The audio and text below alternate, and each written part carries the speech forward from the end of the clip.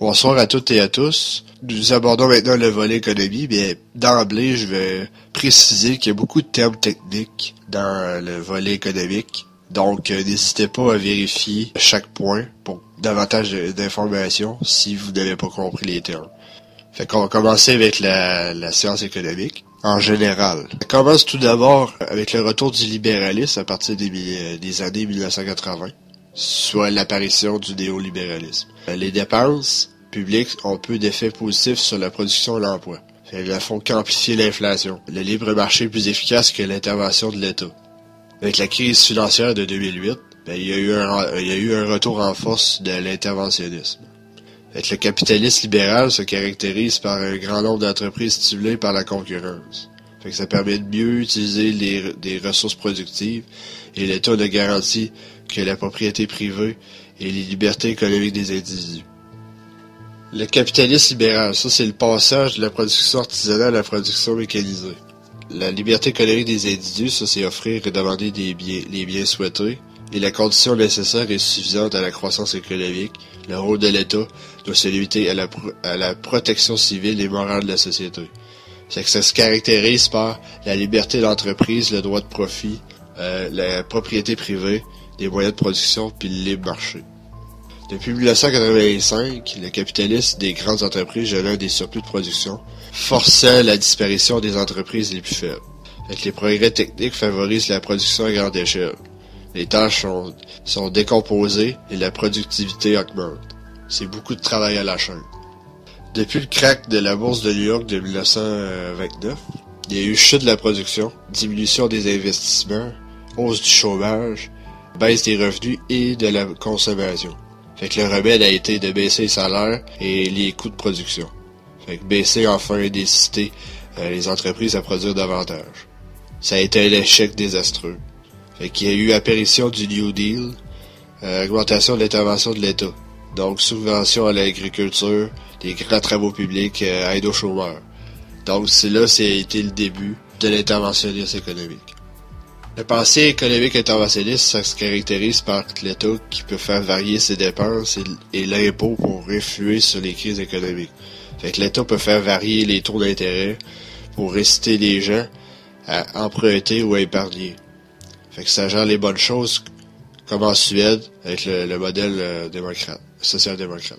Les programmes sociaux pour redistribuer la richesse et laissent la production des biens à l'entreprise privée. Mais ce qui arrive aussi dans cette situation-là, c'est qu'il faut déterminer les besoins prioritaires. Une économie mondialisée. Il y a une augmentation de la productivité dans les pays industrialisés. Depuis 1980, on a vu l'émergence de certains pays.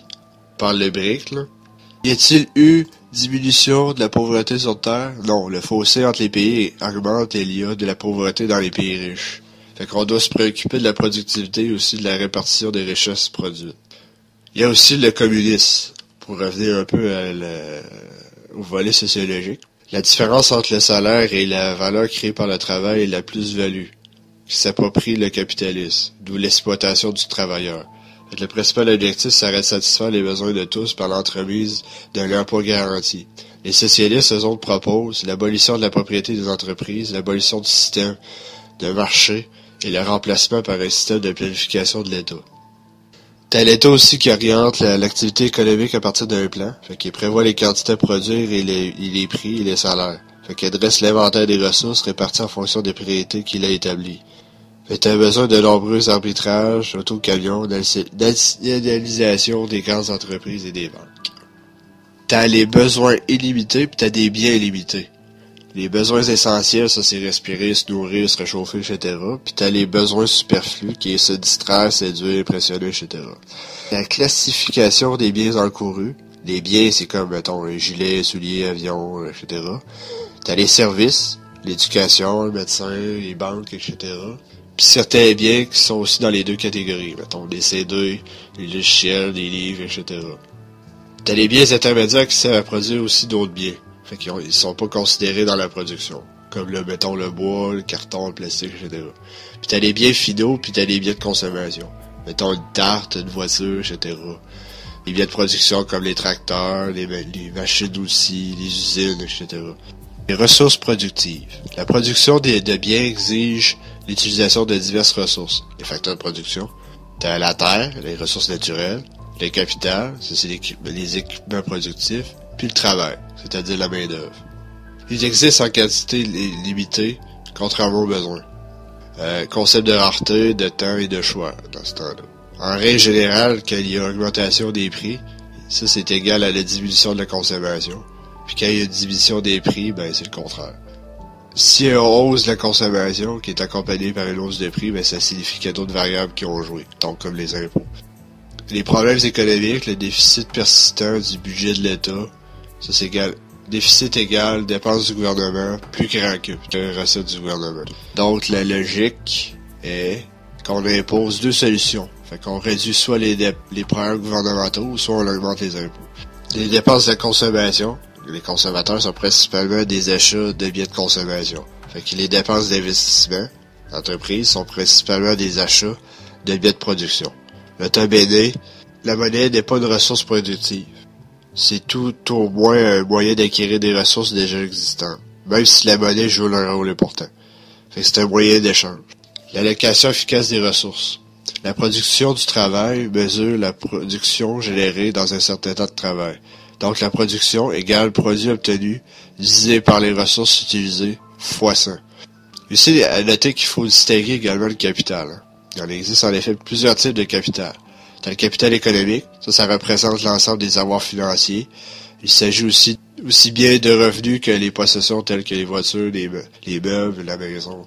Dans le fond, c'est les avoirs financiers, votre maison, vos meubles, etc. Ça fait partie de votre capital économique.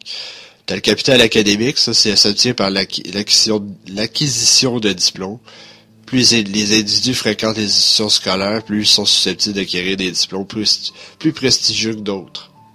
Puis t'as le capital culturel. Ça, le capital culturel, ça représente l'ensemble des avoirs acquis en dehors du milieu scolaire. Par exemple, les normes de bienséance, les goûts vestimentaires, les connaissances dans les domaines sportifs ou intellectuels font partie du capital culturel de l'individu. L'économie est efficace lorsqu'elle permet, compte tenu des ressources disponibles, de satisfaire le maximum de besoins. Passons maintenant au produit intérieur brut. Le PIB, ça, c'est égal aux ménages, aux entreprises, au gouvernement, aux exportations, moins les importations. Le PIB, c'est aussi la production annuelle d'un pays. Les ménages, ça, c'est les groupes d'individus demeurant sous le même toit et prenant des décisions économiques en commun. Fait que le ménage fournit des ressources productives, une force de travail, finance le capital, épargne, tire des revenus. Un revenu, ça, c'est égal à la consommation plus l'épargne. Les entreprises font de la production, biens ou services, puis vendent par un réseau de distribution. Génèrent des revenus pour les ouvriers par salaire ou par actionnaire. Des profits par des intérêts sur les actions. Elles sont des organisations et non des personnes. Les recettes servent à financer les ressources utilisées dans le processus de production. Donc, le profit est égal aux recettes totales moins le coût total. T'as l'État. L'État joue un rôle de producteur. La sécurité publique, l'éducation, la santé. L'État ne vend pas la production aux usagers. Elle prélève de l'argent à la source par le système des impôts, par des services gratuits sur le plan individuel, mais pas sur le plan global. Les sociétés d'État font partie des entreprises puisqu'elles vendent leurs produits. L'étranger, ça réunit les ménages, les entreprises puis les États à l'extérieur du territoire. Fait que ça vend puis achète les biens aux trois acteurs principaux. Ce sont les exportations puis les importations. L'étranger peut nous prêter de l'argent ou nous verser des intérêts. Il y a aussi les banques. Elle réunit l'épargne des agents économiques et les redirige vers ceux qui ont besoin de financement. Elle ne participe pas directement à l'économie concrète, mais exerce une influence croissante sur la production. Elle ne crée pas de richesse généralement, elle déplace la richesse. En principe, tous cherchent à maximiser leur bien-être. Les entreprises cherchent à maximiser le profit, donc diminution des coûts de production, et cherchent à accroître leurs revenus. Chaque agent achète une partie de la production pour éviter de compter plusieurs fois le même bien. Fait que nous devons nous limiter aux produits finis. Les dépenses des entreprises nous intéressent dans la mesure où elles portent sur des produits finis. Les produits intermédiaires feront plus tard partie d'un produit fini. Les produits finis achetés par les entreprises sont les biens d'équipement. C'est grâce à l'investissement que les entreprises renouvellent et accroissent leur stock de capital. T'as l'État qui contribue au PIB, selon les dépenses en éducation, santé et sécurité. On se base sur le budget de l'État pour en mesurer la valeur. Ce sont des dépenses publiques. L'étranger contribue au PIB selon ce qu'il achète aux exportations et l'entrée d'argent. Nous achetons des importations, ça veut dire que c'est une sortie d'argent.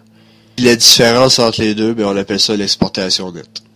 Si les exportations sont plus petites que les importations, il y aura plus de sorties d'argent que d'entrée d'argent.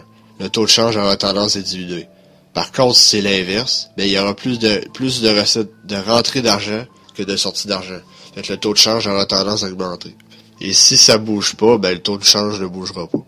La croissance nominale ou réelle, ça comprend deux choses. Ça, c'est l'augmentation de la production dans la période et l'augmentation de l'inflation dans la période aussi.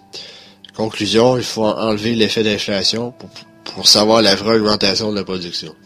Dans les dépenses du PIB, c'est aussi un outil de comparaison entre les pays. Ça permet de faire des comparaisons sans nous préoccuper de la taille de l'économie ou de la valeur de leur monnaie.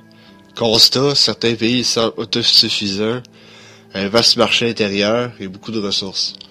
Certains pays dépendent fortement du marché extérieur, un faible marché intérieur et peu de ressources. Il y a d'autres facteurs qui peuvent expliquer les accords entre les pays comme le niveau de développement, les choix politiques, etc. Certains pays ont une grande croissance car ils ont un fort taux d'investissement au détriment de la consommation. Mettons t'as l'Inde qui est misée sur sa main-d'œuvre abondante et peu chère pour concurrencer avec les autres pays. Comparons les exportations et les importations. Pour la stabilité du pourcentage de taux de change, les exportations plus les importations doivent monter en même temps.